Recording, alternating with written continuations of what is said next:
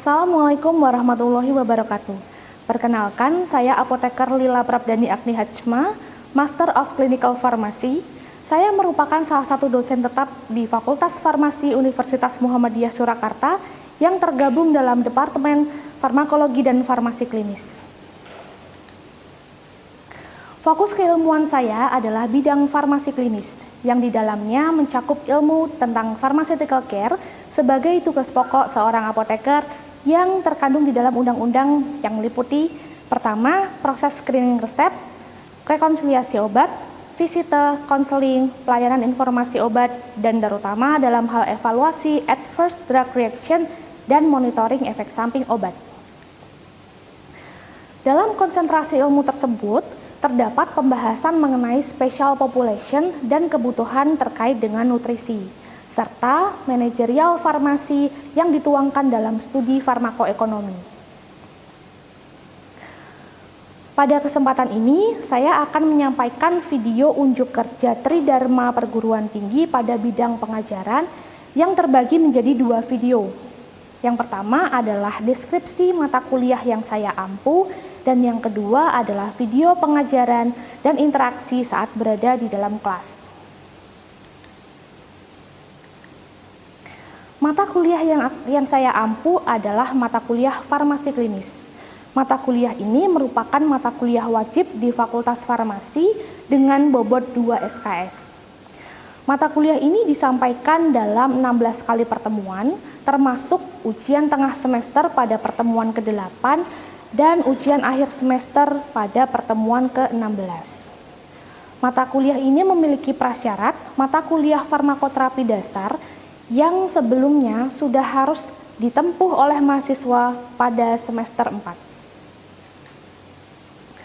Mata kuliah farmasi klinis membahas mengenai konsep pharmaceutical care, mulai dari pelayanan resep, penelusuran lewat penggunaan obat, pelayanan informasi obat, konseling, visite, hingga evaluasi terhadap adverse drug reaction, terutama pada populasi khusus sampai dengan bagaimana proses pelaporannya. Di mana hal-hal inilah yang menjadi kompetensi khusus bagi seorang apoteker saat bekerja kelak. Mata kuliah farmasi klinis ini memiliki kontribusi dalam mewujudkan tercapainya capaian pembelajaran lulusan atau CPL Prodi. CPL tersebut diantaranya mampu menerapkan teori terkait ilmu farmasetika, biologi farmasi, farmakologi, farmasi klinis, dan kimia farmasi dalam menyelesaikan pekerjaan kefarmasian, mampu menganalisis secara kritis mengenai masalah kefarmasian, mampu berkomunikasi dan berkolaborasi secara interpersonal dan interprofesional terkait dengan pekerjaan kefarmasian, dan mampu menunjukkan kinerja mandiri, bermutu, dan terukur, serta memimpin dan mengelola pekerjaan kelompok dan bertanggung jawab atas hasil kerja tersebut. Nah, dari CPL tersebut akan diturunkan menjadi CPMK atau capaian mata kuliah, yaitu yang pertama mengaplikasikan konsep pharmaceutical care pada pasien, yang kedua memberikan layanan farmasi klinis di bawah supervisi apoteker, yang ketiga menjelaskan mengenai adverse drug reaction, dan yang terakhir mampu mengevaluasi masalah terkait obat terutama pada populasi khusus, yaitu pada pasien dengan penurunan atau gangguan fungsi ginjal dan hepar, pasien dengan kehamilan dan menyusui, kemudian pasien geriatri, dan pasien anak atau pediatri. Dari CPMK tersebut lalu diturunkan kembali menjadi sub CPMK yang mewakili materi yang akan disampaikan pada saat perkuliahan berlangsung. Di antaranya, 1. Mampu menjelaskan tentang konsep pharmaceutical care dan menjelaskan ruang lingkup aktivitas layanan farmasi klinis. Yang kedua, mampu melakukan pengkajian dan pelayanan resep, penelusuran riwayat penggunaan obat dan rekonsiliasi obat, memberikan konseling, pelayanan informasi obat, melakukan visite, melakukan pemantauan terapi obat, mengevaluasi penggunaan obat, dan monitoring efek samping. Serta yang terakhir adalah mampu menjelaskan pengatasan dan pelaporan ROTD atau Adverse Drug Reaction pada pasien gangguan fungsi ginjal, gangguan fungsi hepar, ibu hamil dan menyusui, pasien anak, serta pasien usia lanjut. Dalam menyampaikan mata kuliah wajib ini, saya menggunakan pendekatan DIA, yaitu delivery, yang merupakan metode penyampaian materi perkuliahan agar mudah dipahami oleh mahasiswa. Yang kedua adalah interaction, yaitu interaksi antara mahasiswa dengan dosen maupun antara mahasiswa, sehingga dinamika perkuliahan dapat terbentuk dengan baik. Dan yang ketiga adalah assessment, yaitu upaya untuk melakukan pengukuran pemahaman dari kinerja mahasiswa dengan objektif dan profesional. Nah, dalam perkuliahan ini kami memanfaatkan Learning Management System atau LMS untuk melengkapi proses dari DIA tersebut. LMS yang digunakan pada mata kuliah farmasi klinis yaitu SPADA 12. Di dalamnya dapat dilakukan aktivitas seperti mengakses materi perkuliahan yang telah diberikan dalam bentuk soft file setidaknya sehari sebelum kuliah dilaksanakan, dan juga dapat dimanfaatkan sebagai sarana pembelajaran asinkron. Melalui SPADA 12, mahasiswa juga dapat berinteraksi baik dengan dosen pengampu maupun sesama mahasiswa terkait dengan materi dari mata kuliah yang mungkin belum dipahami selama tatap muka berlangsung. Demikian yang dapat saya sampaikan terkait dengan deskripsi mata kuliah farmasi klinis yang saya ampu. Selanjutnya saya akan sampaikan contoh video pengajaran secara tatap muka di kelas. Terima kasih. Assalamualaikum warahmatullahi wabarakatuh. Oke, selamat pagi semuanya. Bagaimana kabarnya hari ini? Baik, oke. Siap menerima materi ya hari ini? Baik. Untuk melanjutkan materi pekan lalu ya mengenai ROTD atau reaksi obat yang tidak dikehendaki. Ya, kira-kira masih ingat atau tidak mengenai materi tersebut? Ada yang mau menyampaikan pendapatnya mengenai apa itu ROTD? Silakan.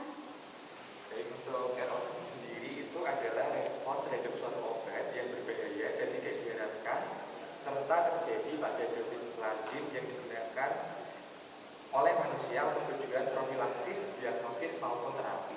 Oke, terima kasih. Berarti masih bisa diingat ya. Sehingga pada perkuliahan ini sebelum kita melanjutkan materi ROTD yang lain, kita akan melakukan review sebentar. Nah, selain tadi saya sudah tanyakan mengenai apa itu ROTD, apakah masih ada yang mengingat apa kira-kira klasifikasi dari ROTD tersebut? Oh ya, silakan Mas. Klasifikasi ROTD itu terdiri dari yang pertama ada mild, yang kedua kronik, yang keempat delay, yang kelima itu end of use, dan failure. Ya, ada yang bisa menambahkan satu hal lagi? Silahkan Mbak. Ya, betul. Jadi, kita memiliki 5 klasifikasi ROTD, ditambah dengan 1 klasifikasi tambahan. Klasifikasi yang pertama adalah augmented, yang kedua bizarre, yang ketiga kronik, yang keempat delay, dan yang kelima adalah end of use. Tetapi untuk klasifikasi yang terbaru ada tambahan yaitu kategori failure. Nah, kemarin ketika di akhir perkuliahan ya, kita sudah membahas mengenai tugas yang akan mahasiswa kerjakan. Nah, sudah mengerjakan semuanya? Sudah, baik. Kita akan coba membahas ya hari ini mengenai penugasan tersebut. Jadi akan saya tampilkan penugasannya, kemudian nanti silahkan mahasiswa bisa menjawab. Kita lihat untuk soal yang pertama.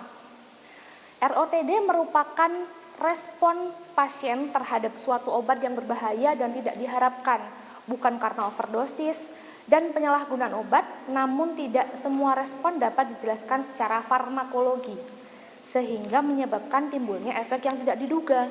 Kira-kira ini termasuk dalam reaksi apa? Ada yang mau mencoba? Silakan. Yang C, jawabannya idiosinkratis. Baik. Kenapa kita tidak menjawab alergi? Apakah ada yang tahu alergi itu kira-kira tandanya apa? Ruam, kemerahan, betul. Jadi pada soal nomor 1 ini yang menjadi kata kunci sehingga jawabannya adalah C atau idiosinkratis adalah karena di sini tertulis tidak dapat dijelaskan secara farmakologi. Nah, kalau masih ingat kemarin mengenai klasifikasi ROTD, mengenai bizar ya. Jadi ini masuk dalam kategori bizar.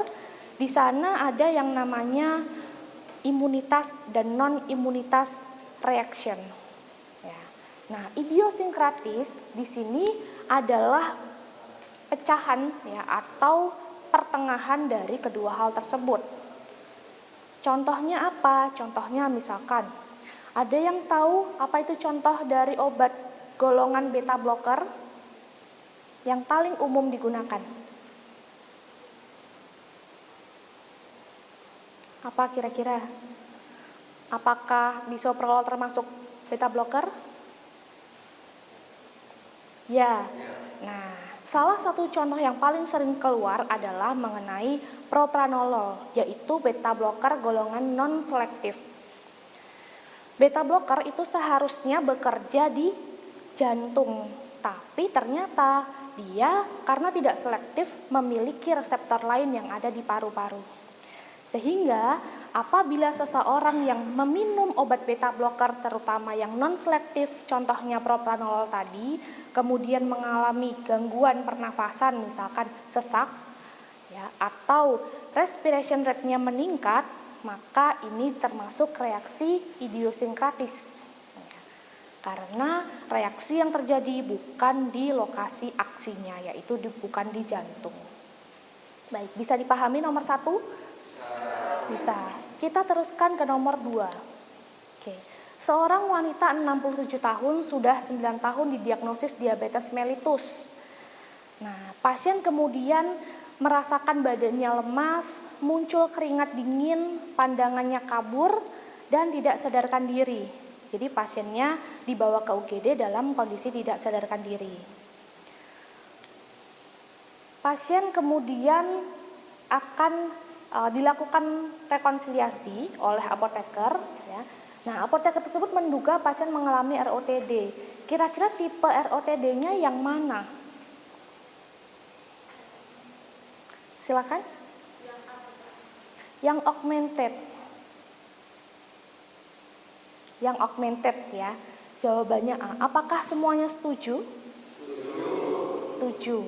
Baik, kita bahas untuk soal yang nomor 2.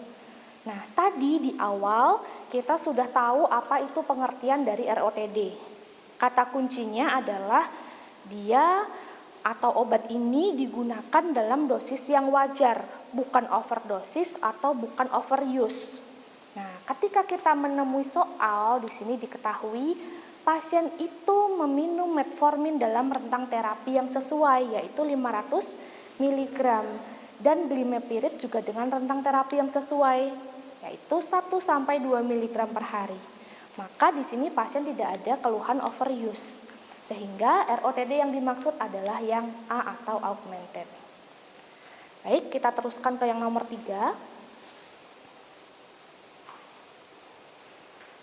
Nah, di sini masih dengan vignette soal yang sama, tetapi yang ditanyakan adalah hal apa sih yang menyebabkan pasien tersebut kemudian merasakan tanda-tanda hipoglikemi ya, sampai dengan pasien tersebut pingsan. Kira-kira apa ya? Silakan. Penggunaan sulfonylurea untuk lansia. Baik, penggunaan sulfonylurea pada lansia. Adakah yang punya pendapat lain? Tidak, semua setuju ya. Jawabannya adalah yang B. Nah, di sini kita selain ROTD, kita juga melihat bagaimana penanganan kasus atau restriksi obat-obatan pada populasi khusus. Nah, sulfonylurea sendiri dalam kondisi normal memang bisa menyebabkan hipoglikemi ya. Nah, tanda-tanda hipoglikemi itu apa saja sih? Cemas, lemas, gemetar ya, keluar keringat sampai dengan pasien itu bisa mengalami pingsan. Nah, kalau pada orang normal atau dewasa, kategori dewasa saja bisa sampai mengalami hal tersebut karena menggunakan sulfonylurea, maka ketika obat ini, golongan sulfonylurea diberikan pada geriatri, maka potensi tersebut menjadi meningkat. Nah, sehingga jawaban yang tepat adalah yang B. Baik, kita lanjutkan ke soal nomor 4. Nah, ini juga masih sama vignetnya, tetapi dengan pertanyaan apakah yang sebaiknya direkomendasikan oleh apoteker. Jadi, Anda sebagai calon apoteker tadi sudah mengetahui satu, kenapa pasien masuk rumah sakit. Yang kedua, sudah mengetahui ROTD yang dialami pasien. Sekarang silakan tentukan pasien ini kira-kira harus kita treatment seperti apa. Nah, ada yang bisa menjawab? Ya, silakan. Kombinasi metformin dengan pioglitazone. Nah, kenapa kita memilih ini?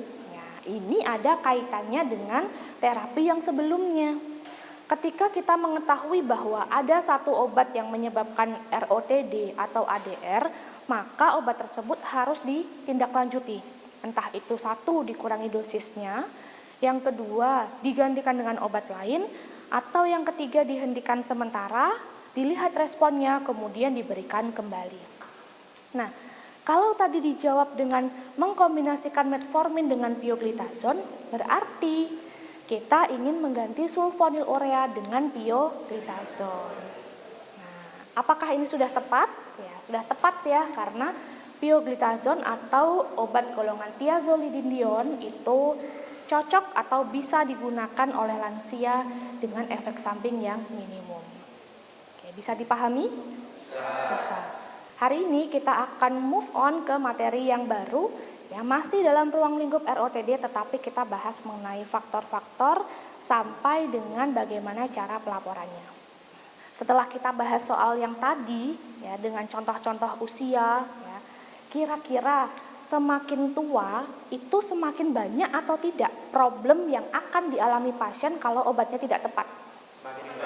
Semakin banyak, betul. Sehingga ROTD ini kaitannya dengan usia. Ya, semakin dewasa, semakin menuju lansia seseorang, maka dengan sedikit jenis pengobatan saja bisa menimbulkan ROTD. Nah, di mana ROTD tadi kita tahu bahwa itu adalah reaksi yang tidak diinginkan. Jadi bukan seperti kalau kita minum obat flu, ada kandungan CTM-nya. Pasti bisa membuat mengantuk. Nah, kalau mengantuk kan tidak rugi ya, karena memang desainnya untuk istirahat. Tapi kalau seperti tadi, contohnya dikoksin dengan furosemid bisa menyebabkan mata kabur ya, menjadi lebih berdebar-debar. Nah, itu kan merugikan ya. Nah, jadi ini dipengaruhi oleh usia. Kemudian yang kedua adalah jenis kelamin. Kira-kira banyakan mana pasien yang mengalami ROTD, apakah perempuan atau laki-laki? Perempuan. Kenapa ke perempuan? Karena ada hormon yang berubah-ubah, betul ya. Jadi pada perempuan ada yang namanya perubahan hormon, terutama pada kondisi kehamilan, di mana kehamilan sendiri itu merupakan populasi khusus atau special population yang obat-obatannya sendiri perlu kita waspadai ya. Tidak semua obat yang aman digunakan oleh orang dewasa bisa diberikan ke ibu hamil karena ada resiko terhadap kecacatan janin. Kemudian yang ketiga ada riwayat penyakit ya. Nah, riwayat penyakit dengan riwayat pengobatan ini hampir sama. Tetapi sebagai apoteker kita perlu mendapatkan informasi yang rinci mengenai keduanya. Misalnya kalau untuk riwayat penyakit, ada pasien dengan hipertensi. Ya, hipertensinya sudah tahap stage 2, dia mengkonsumsi 2 kombinasi ya berarti ya. Nah, terus flu, sepele ya, pasien hipertensi flu ke apotek. Mbak, saya mau minta obat flu dong. Kebetulan yang berjaga itu adalah apotekernya. Kira-kira kalau apotekernya tidak waspada, apakah akan tergali riwayat penyakitnya? Tidak ya, kemungkinan tidak. Padahal tidak semua obat flu, terutama dekongestan, itu bisa kita berikan ke pasien yang hipertensi. Nah, contohnya apa? Contohnya adalah kategori fenilpropanolamin, PPA. Nah, ini kan sering ya mahasiswa beli obat flu ada kandungan PPA-nya, gitu, kombinasi. Nah, kalau ini terminum oleh pasien hipertensi, maka kontrol tekanan darahnya menjadi gagal. Jadi, flu-nya sembuh, pasiennya bisa bernafas dengan lega, tapi tensinya akan meningkat ya karena obat tensinya tidak bekerja. Oke. Nah, kemudian polifarmasi. Polifarmasi itu kira-kira apa sih? Apa yang disebut sebagai poli? Banyak, lebih dari satu ya. Nah, kaitannya dengan farmasi, polifarmasi ini adalah obat-obatan yang jumlahnya banyak yang diminum oleh pasien dengan tujuan yang berbeda. Nah, kita ambil contoh obat flu tadi. Kalau orang minum obat flu ya, dalam satu tablet itu kan macam-macam ya. Bisa jadi ada paracetamol, kemudian ada CTM, ada dekongestan, ya mungkin ada obat batuknya juga, entah itu batuk kering atau batuk berdahak, yang tujuannya sama, yang memiliki tujuan seragam untuk meringankan gejala flu dan batuk. Nah, tetapi ada juga orang yang minum obat itu banyak sekali satu-satu. Ya, misalkan pada pasien dengan gagal jantung, ya, sama-sama meminum dengan obat dengan kelas terapi antihipertensi, tapi kelas terapi antihipertensi tersebut bukan semuanya menurunkan tekanan darah. Misalnya, pasien meminum kombinasi furosemid, kemudian bisoprolol, lalu ada valsartan. Tiga-tiganya betul antihipertensi? Betul ya, tetapi apakah tiga-tiganya akan menurunkan tensi? Belum tentu. Furosemid pada gagal jantung fungsinya untuk menurunkan cairan ya, atau mengeliminasi cairan yang tertimbun akibat peredaran darah yang tidak lancar. Kemudian valsartan di sini untuk menurunkan tensinya, sementara bisoprolol berfungsi untuk mengatur ritme jantungnya. Nah, jadi bisa dibedakan ya. Yang polifarmasi adalah yang contoh hipertensi, sementara yang bukan polifarmasi adalah obat flu yang diminum dengan beberapa kombinasi zat aktif. Nah, kemudian yang terakhir untuk faktor-faktor yang mempengaruhi ROTD di sini ada genetik. Nah, jadi untuk faktor genetik ini terutama nanti berpengaruh terhadap apakah pasien itu akan mengalami alergi terhadap suatu obat. Nah, pernah mendengar shock anafilaksis karena antibiotik? Pernah ya. Nah, shock anafilaksis karena antibiotik ini masuk dalam kategori alergi. Nah, alergi ini bisa diturunkan meskipun ketika nanti orang tuanya mendapatkan alergi antibiotik A, belum tentu keturunannya juga akan sama obatnya. Ya. Tapi bisa saja dengan jenis alergi yang lain, misalkan mudah ruam, ya, mudah sesak atau rinitis alergi. Nah, masuk ke deteksi ROTD. Di sini yang menjadi bagian dari peran farmasi, terutama di rumah sakit atau di pelayanan kesehatan yang lain adalah pada bagian causality assessment. Kalau yang riwayat penyakit, riwayat pengobatan dan investigasi itu sudah termasuk identifikasi faktor, nah maka yang perlu kita garis bawahi di sini adalah causality assessment.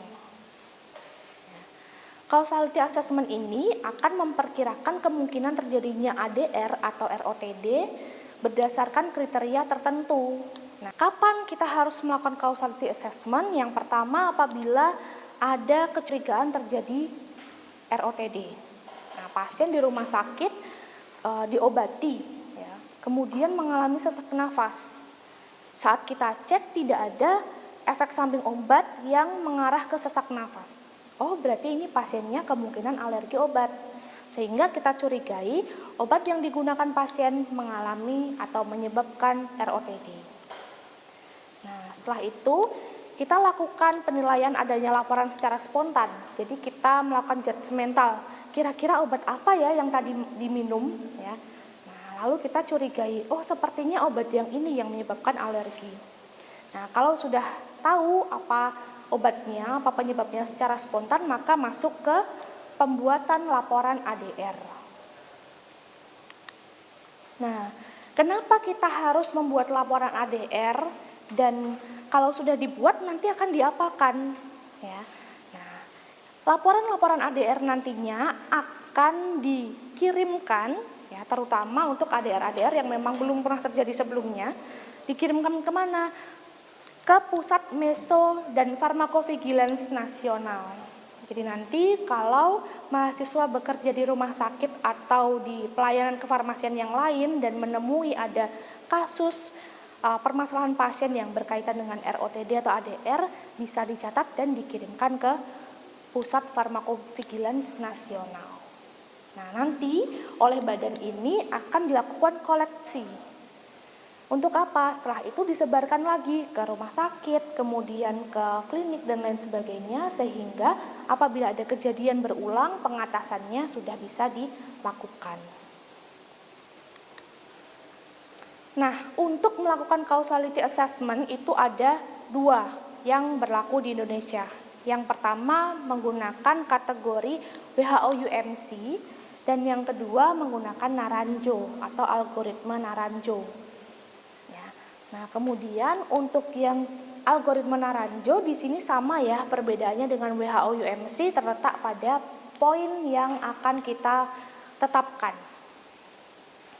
Nah, di sini ada klarifikasinya.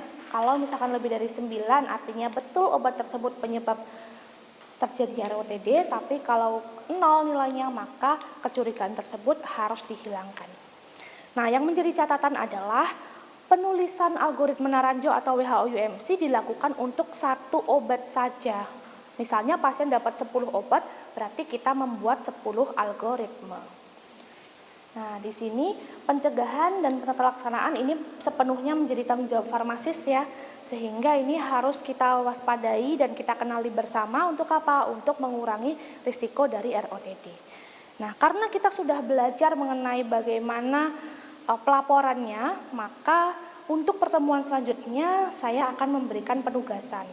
Nah, penugasan tersebut akan Anda temui di pada 12 ya, seperti tadi untuk dikerjakan. Nah, ini review singkat mengenai penugasan untuk pertemuan selanjutnya. Nah, ini tugasnya ada di sini. Kemudian nanti pada lembar kerja silahkan tetapkan masalahnya dan yang terakhir buatlah algoritma Naranjonya dengan melingkari nomor yang sesuai. Gitu. Sampai di sini ada yang ingin ditanyakan? Sudah cukup paham ya? Oke, kalau begitu kita review sebentar. Hari ini kita sudah belajar apa saja? Faktor-faktor yang menyebabkan ROTD. Lalu cara untuk mengisi algoritma Naranjo sebagai causality assessment. Nah, ini nanti pendalamannya akan Anda pelajari pada kasus tersebut. Baik, kalau tidak ada yang ditanyakan, boleh saya akhiri? Boleh. Nah, terima kasih atas perhatiannya. Semoga pertemuan kita pada siang hari ini menjadi manfaat ya, baik jangka pendek maupun jangka panjang untuk calon apoteker semuanya. Oke, billahi taufiq wal hidayah. Wassalamualaikum warahmatullahi wabarakatuh.